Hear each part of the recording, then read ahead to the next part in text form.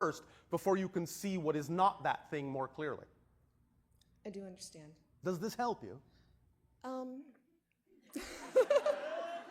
Well, I feel like I got a lot. Yes. I got that all very clearly during the meditation. Yes. And I am Yet. assuming that what's coming through you is also speaking to me on different levels. Yes, of And course. I'm And you will process this information Yes. at whatever rate and in whatever way you have decided you are comfortable or it is appropriate for you to do so. You don't have to do it the way we're saying. We're just giving you the understanding that you could if you wish to. yes, Does that help? yes. Thank you. And yet, I would like to step into a reality, transform a spine injury that I have. All Can right. you tell me anything that can assist me with that? why did you attract that situation to yourself? The way to answer that question is, what have you learned about yourself by having that experience that you would not have learned had you not chosen that experience?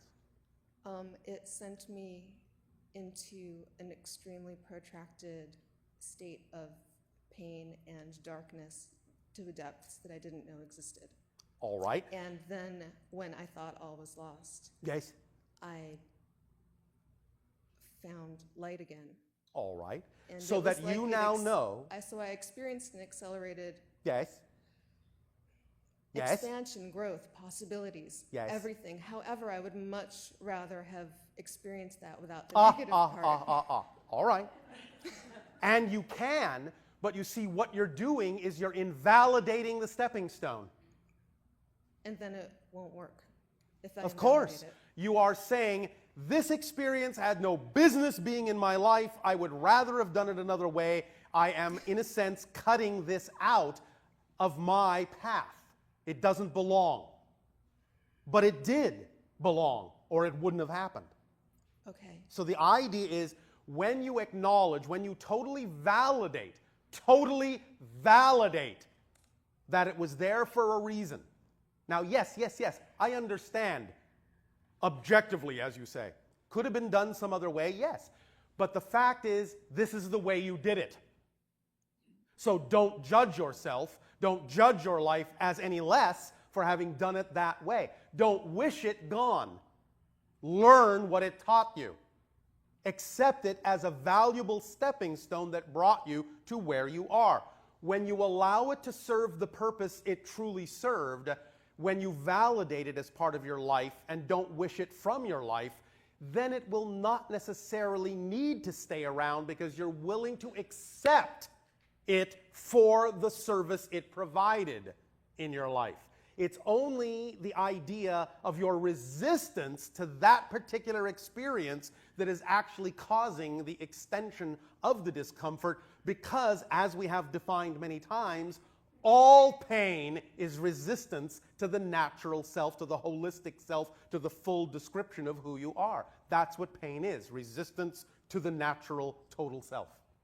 I get it. So if you are, in a sense, attempting to cut out or extract anything that's happened in your life that's brought you to where you are, that sets up more resistance and prolongs any experience of pain that may have been manifested as a result of the initial resistance to begin with that attracted you to that experience. Does that make sense in your language? Very much. Does that help you? Yes, it does.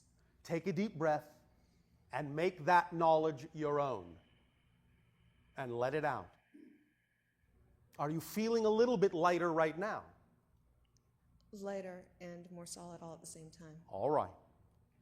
Let that continue to grow, and anytime something comes up that is a part of your path, that even if it was dark and painful, as soon as you accept that it was there as part of your path and not an interruption in it, you will allow it to function as, to be experienced as part of the path, and the whole thing will start to smooth out.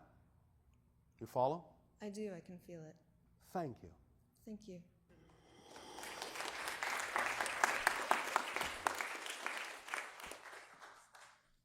Good day, Bashar. And to you, good day. My question is about what the metaphysical community describes as elemental command. it's described as consciously co-creating with the elements such as air, water, earth, fire, and ether.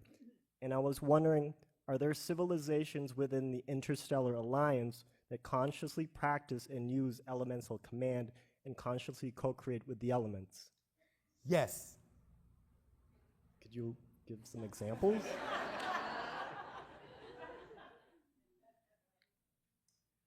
One civilization in particular, quasi-physical in your terms of understanding, will actually allow themselves to become the archetypal image, the archetypal symbol, energetically, of the idea of what you call elemental consciousness, and will actually represent for a certain span of time to the entire civilization an actual physical expression of those elemental beings.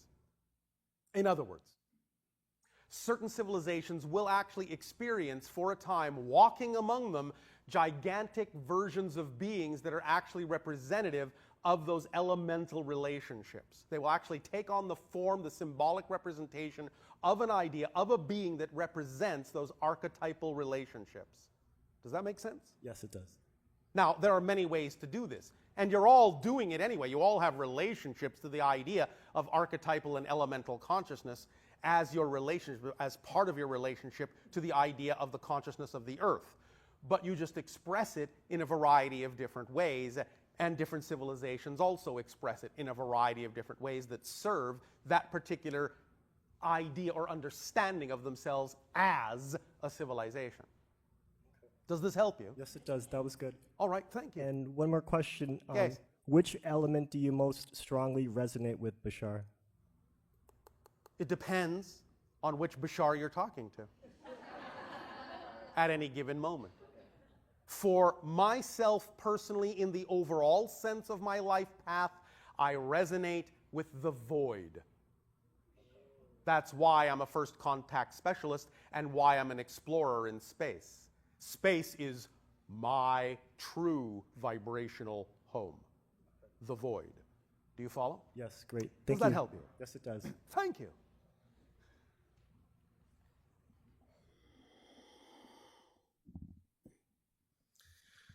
Good day, Bashar. And a you good day. I've come to try and understand. You have come to what? I have come to understand. Thank you. If the you want to connection- try and understand, no, forget that's try. fine too. Let's forget the try part. All right.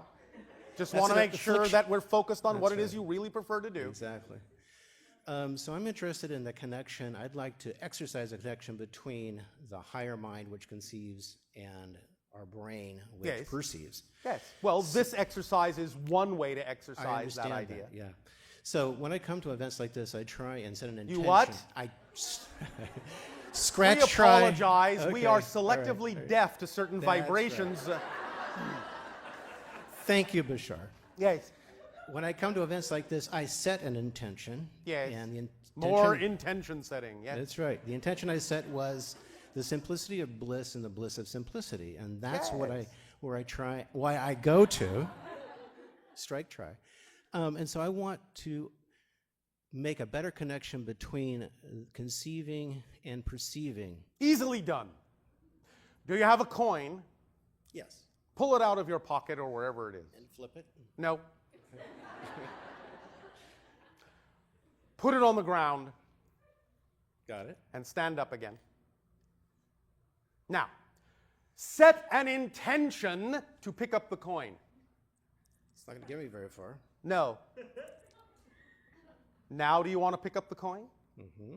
Then setting an intention and picking up the coin Two different things. are not different things. Aha. That's the point.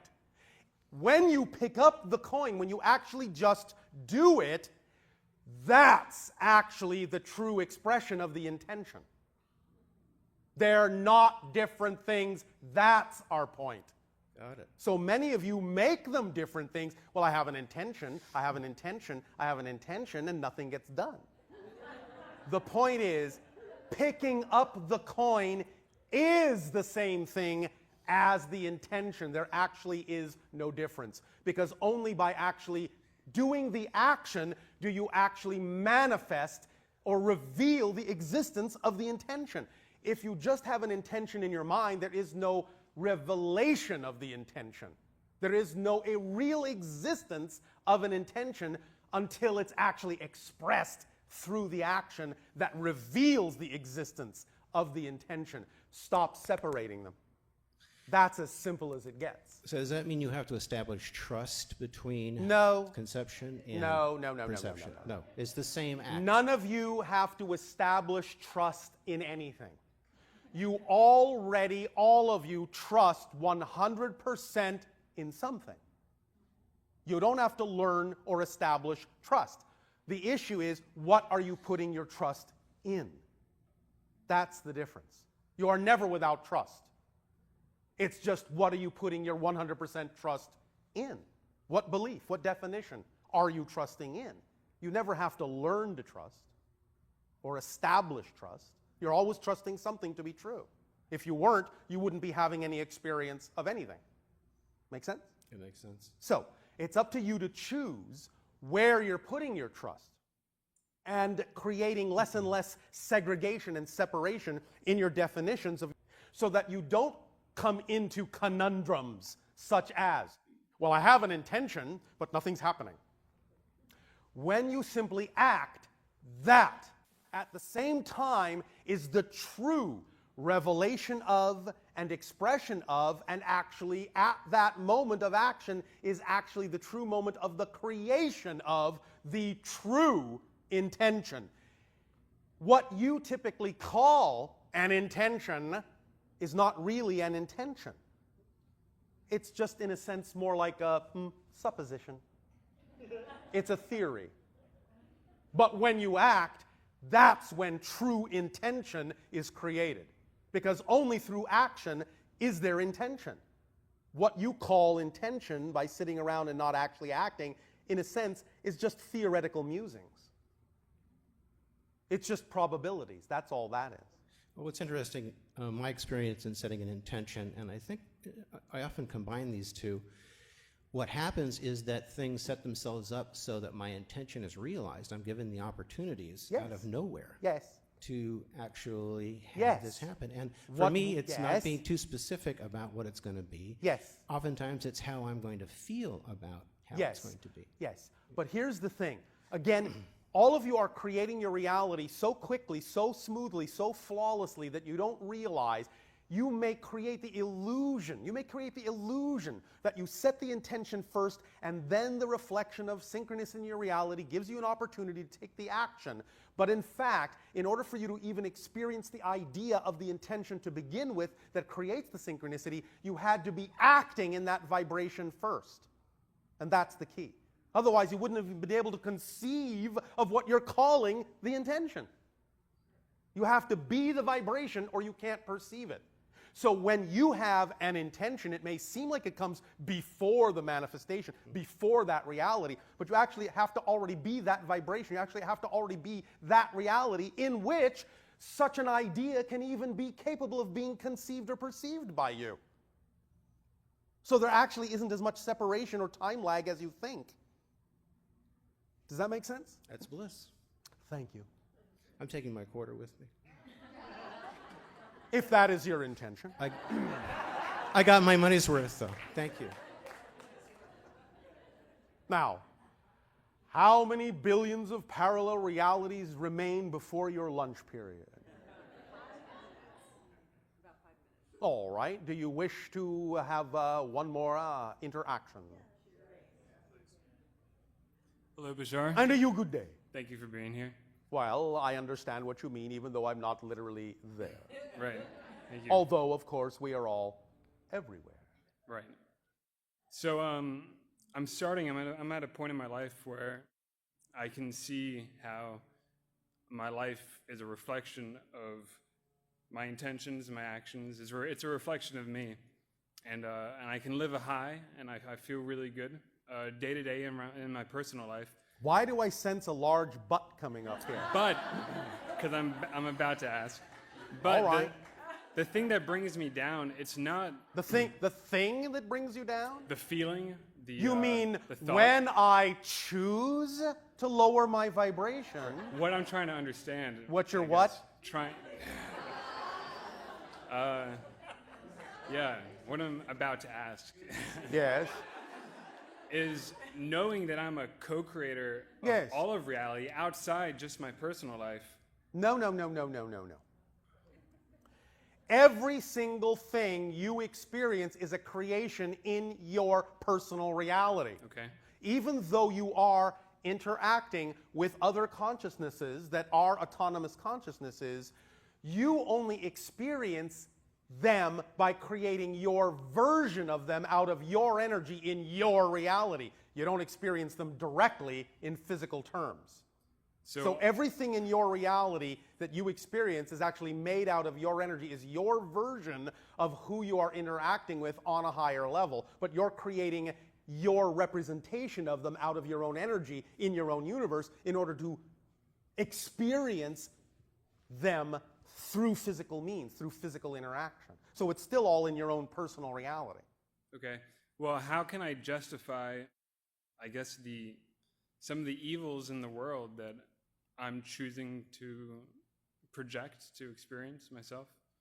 Because you recognize that many people can act out of alignment with themselves, out of integrity, that they do not have the tools or the awareness or the understanding to be in alignment with the idea of who it is they prefer to be. They may not have been given the tools that are in alignment with the expression of wanting to be more of themselves. And so they may use things that are negative tools, segregational tools, lower in a sense in vibration, because they simply have never been given any other toolkit by which to express the idea of their true selves, their true reality. So they do the best they can. And in that sense, the idea is that if you have the ability to express to them through example other choices they could make, other tools they could choose to express the idea of their fullness of self, to know that they are valuable, to know that they are valid, to not devalue themselves and so in turn devalue everything else around them. Because remember, the golden rule really is what you're willing to do to yourself, you'll do to anyone else. You understand? Mm-hmm. So the idea is if you teach them that they are worthy, teach them that they are valuable, and they have, in a sense, no real reason to devalue themselves or think less of themselves or negatively judge themselves in that way to begin with, then they can learn that there is no threat to their ego. There is no fear of annihilation. They do not have to be afraid of life. They do not have to lash out because they find themselves lacking and project their fear of that reality on everyone else. Remember that a person, in a sense, who feels alone doesn't want to be alone, and they will do whatever they are capable of doing to drag anyone into their reality with them. But if they're operating on a downward spiral, then all they will do is drag everyone down the drain with them. But if you teach them that there is an upward spiral, that they are part of creation, that they would not exist if they were not a valuable piece of all that is, if you by example show them they have other choices, then you give them at least an opportunity to choose other things, not that they have to. Because simultaneously it's important to be unconditionally loving and allowing enough to know that no matter what they may choose to experience in physical reality, no matter how negative it may be, they are fundamentally an infinite and eternal spirit, and somewhere in their experience of themselves, they'll get the point. By supporting them with unconditional love to know that they are an infinite spirit, by bolstering the idea that they are a loving infinite spirit, you give them the greatest opportunity to see themselves in that light as well and choose more positive representations of the expression of themselves in life. Does that make sense? Yeah, it does. Does that help? It does. So on a larger scale, such as war, Yes. we teach through individual acts. Yes. It's not something that we can just phase out of our reality. Yes, of course. But remember, here's what you're actually doing, going back once again to the understanding of true parallel reality awareness. You never actually change the world you're in. You change yourself and shift to a parallel reality that's already more representative of the world you prefer. The other world still remains the same in the same way that when you change from channel 2 to channel 4, the program on channel 2 is still the same as it was. But now you're living channel 4.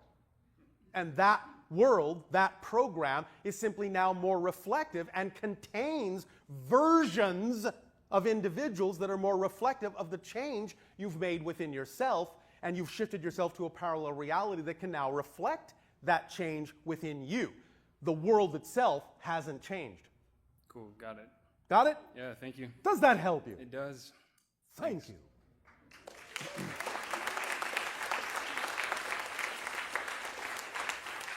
Would you now like to enjoy billions of parallel realities of lunch?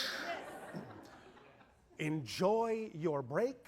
We will reconnect in 14,578,952 parallel realities. Give or take.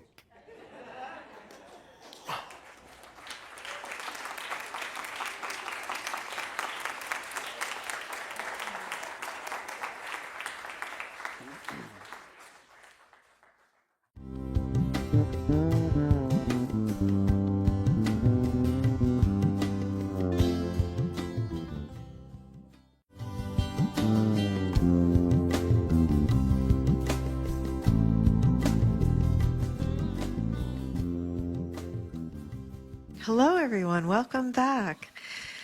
Did you enjoy your lunch? And I also wanted to mention that the Esasani seed crystals, that I'm not sure if everyone really understood what that was about. Did anybody have any questions in terms of what the crystals are or how they function? What are they? Well, we've been, he told us about them about a year ago, and we've really been going through a lot to get them made and to get them exactly the way that we want them. And what will happen is when we get the crystals in, then we have Bashar charge them. And what that does is it's charged in a way that acts as of course it's a permission slip. Everyone knows it's a permission slip. But it also, what it does is it gives you a harmonic resonance to tune into. And it makes you a point of contact in the sense of an invitation for contact. And so what happens over time is that if you have a planet filled with people that are beaming the energy of wanting contact and welcoming contact, that's one of the ways that we shift to a parallel Earth where we're actually having physical contact. So that's what the crystals are designed to do. But I mean, just as an aside, to me, they're also kind of like having a Dick Tracy decoder watch.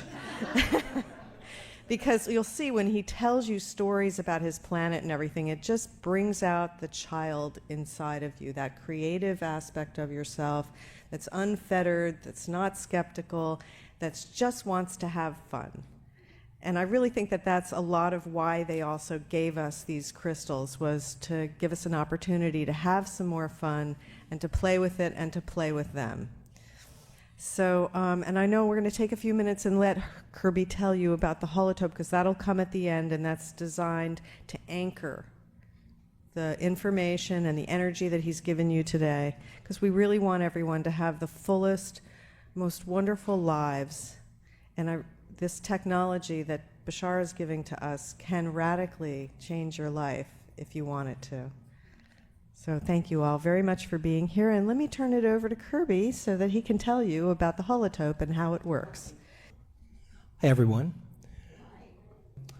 This is the holotope. The holotope was invented by Randall Fonts, who's sitting right here. Thank you, Randall. Randall was a longtime creator at the Exploratorium in San Francisco for light projects, light and sound projects, and he's devoted his whole life to creating visual representations of the inner self, and he's really hit it on this one. So